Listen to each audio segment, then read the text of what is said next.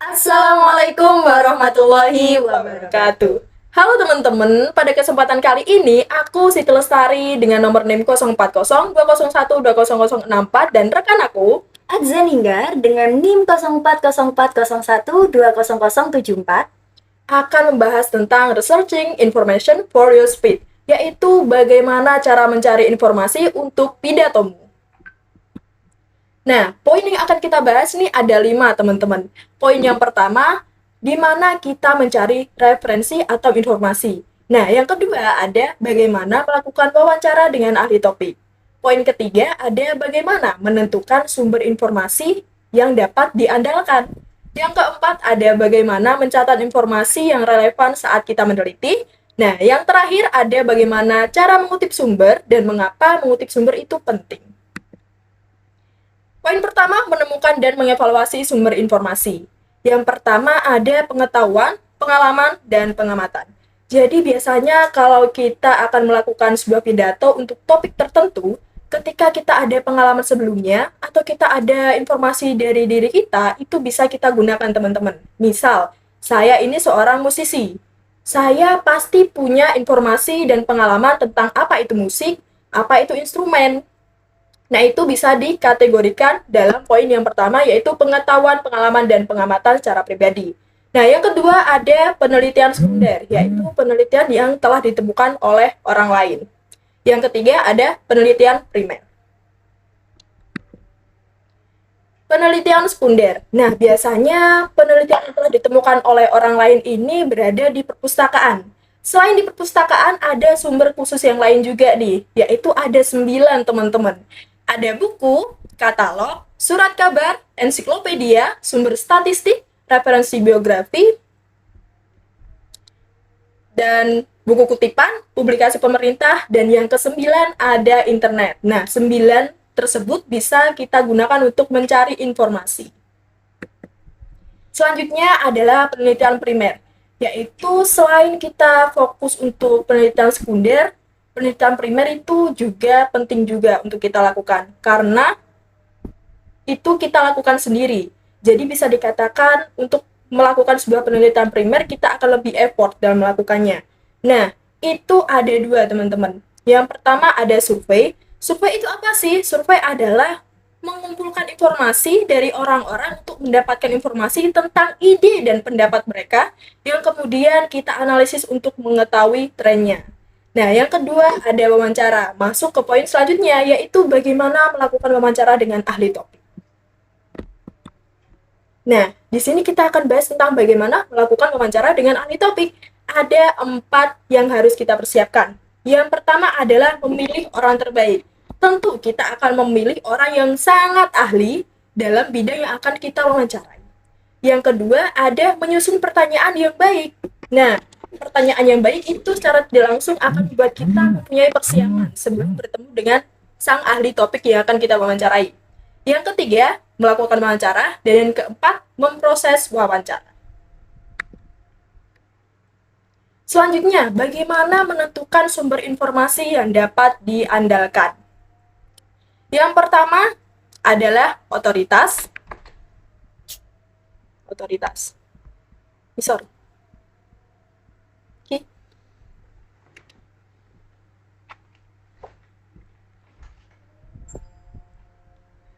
Yang pertama adalah otoritas. Pengujian pertama terhadap suatu sumber daya adalah keahlian pengarangnya atau reputasi dari organisasi yang menerbitkan atau mensponsori tersebut. Yang kedua ada relevansi. Relevansi yaitu tes kedua dari informasi adalah seberapa relevan informasi tersebut dengan topik yang akan kita bawakan. Yang ketiga ada objektivitas, yaitu pengujian ketiga terhadap informasi, bagaimana informasi tersebut disajikan secara tidak memihak, yaitu netral. Yang keempat ada terbaru. Tentu biasanya penelitian yang lebih baru itu bisa dikatakan lebih efektif daripada penelitian yang sudah lama. Selanjutnya adalah memilih dan mengidentifikasi informasi yang relevan. Yang pertama ada pernyataan faktual, yang kedua ada pendapat ahli, yang ketiga ada elaborasi. Mencatat informasi yang relevan. Nah, ada 4 nih. Yang pertama ada mencatat informasi. Jadi kita harus mencatat semua informasi yang kita dapat dari wawancara ataupun survei yang kita jalani. Lalu yang kedua ada mempersiapkan kartu riset. Nah, bagaimana sih cara mempersiapkan kartu riset? Mencatat informasi yang akan Anda gunakan meskipun mungkin terlihat lebih mudah untuk mencatat semua materi dan sumber pada suatu lembar kertas. Jadi kita bisa dengan mudah mempersiapkan riset yang akan kita teliti. Yang ketiga ada ringkasan.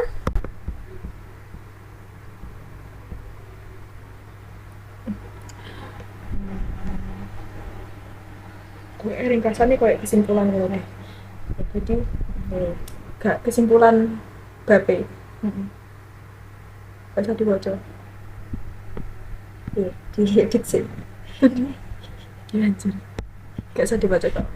Langsung mengutip sumber dalam pidato. Ini gitu. Mengutip sumber. Dhuwur. Soalnya iki ringkasan kok. Ya goblok apa tak cantum. Mengutip sumber. Yes. Ringkasannya dibaca.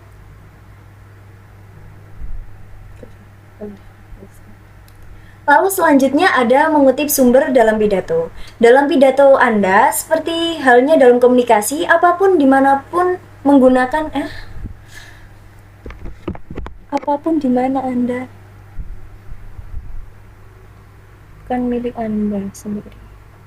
Oh, yang selanjutnya ada mengutip sumber. Nah, jadi dalam setiap berpidato kita harus bisa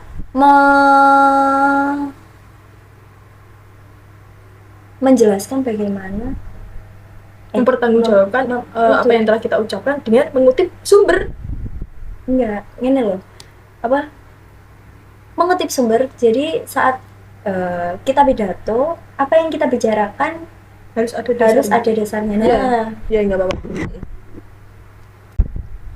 yang selanjutnya ada mengutip sumber. Nah, di saat kita berpidato, kita harus bisa memberikan informasi di mana kita mengutip atau menjelaskan informasi yang kita jelaskan itu dari buku atau dari sumber-sumber yang sudah relevan. Lalu selanjutnya ada cara mengutip. Yang pertama ada buku.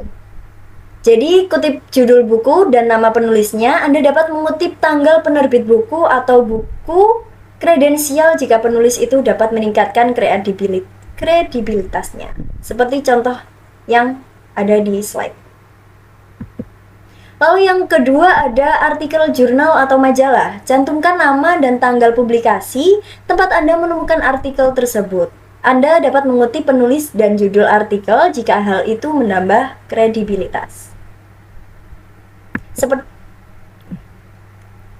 Yang selanjutnya ada surat kabar. Cantumkan nama surat kabar dan tanggal artikel. Anda dapat mengutip artikel dan penulis artikel dan kredensinya jika itu menambah kredibilitas. Yang selanjutnya ada wawancara. Sebutkan nama dan kredensial orang yang diwawancarai, tanggal wawancaranya berlangsung. Jika Anda mengutip wawancara lebih dari 1 kali, Anda hanya perlu mengutipkan nama orang yang diwawancarai dalam catatan kaki lisan, seperti yang ada di contoh. Selanjutnya ada sumber-sumber internet. Kutip penulis situs web, kredensinya, dan tanggal revisi terakhir dari situs tersebut. Revisi terbaru jika ada penulis, cantumkan kredensial organisasi yang mensponsori situs organisasi. Jangan lupa mengutip URL sebagai bagian dari catatan kaki lisan Anda. Yang selanjutnya ada program televisi. Sebutkan nama program dan tanggal siaran aslinya. Anda juga dapat mengutip nama reporter untuk program berita, jika hal itu meningkatkan kredibilitas. Yang selanjutnya ada pidato publik. Kutip nama dan kredensial pembicara, serta kesempatan dan tanggal pidato tersebut.